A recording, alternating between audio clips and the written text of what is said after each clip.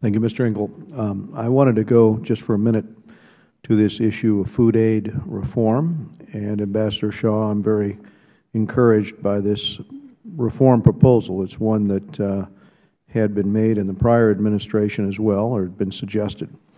And I remember talking to Andrew Natsios, about your predecessor in your position, about some of the challenges that he had and his feeling that both hands were tied behind his back. As he shared with us at one point when we had a devastating food crisis in Africa and in Asia, he said, food aid often gets there after everyone is dead. He was clearly very, very perturbed by the circumstances and the delays. And one of the things that he said is that people can't eat shipping costs, as he was commenting on the reality of the burdensome way that the system operated. When it takes months for food aid to arrive, or when you have a situation where you've seen the United States dump food into markets that undermine local production and drive the population into deeper poverty, it really gives you pause in terms of our current method of operation. When I chaired the Africa Subcommittee, we had the President of Mali here. This was about a decade probably ago. And he testified how it was undermining his farmers and how it was undermining, how agricultural subsidies were undermining his society. You know, there's a negative impact on our Western agricultural subsidies that it has on African farmers, and we need to be responsible here.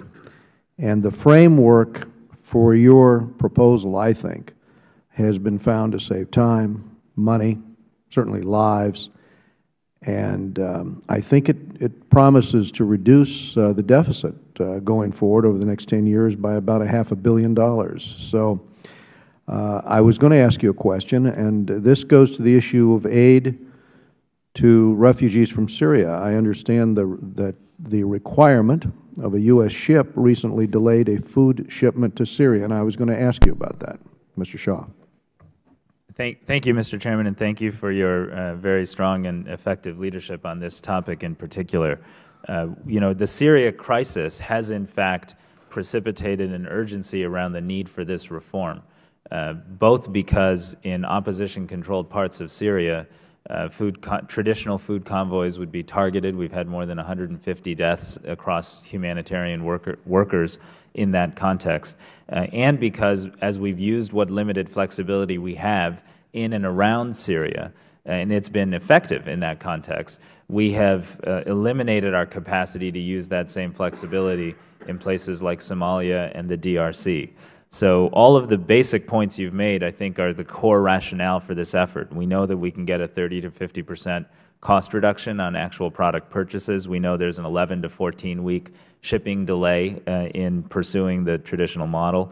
We know that shipping costs have increased by a factor of more than 3 over the last decade, which is in part why the metric tons of food that we buy and ship have fallen from 5.5 million metric tons to 1.8 million metric tons.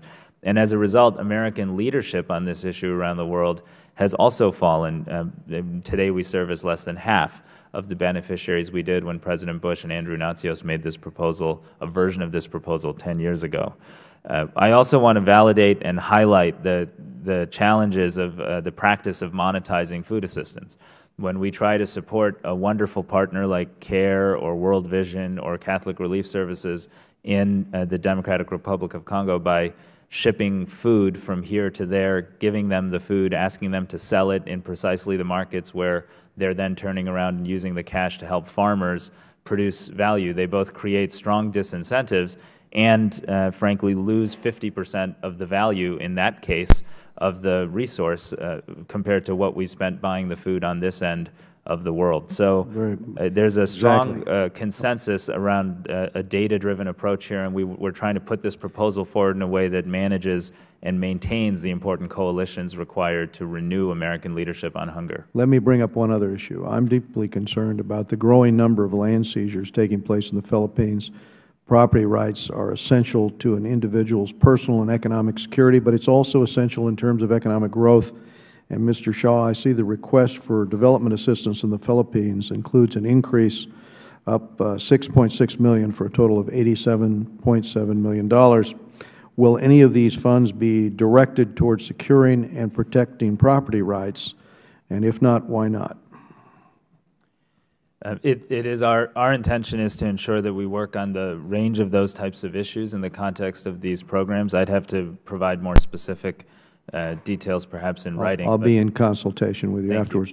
Mr. Johannes, MCC has $434 million in its compact with the Philippines, and that is nearly 2 years into implementation.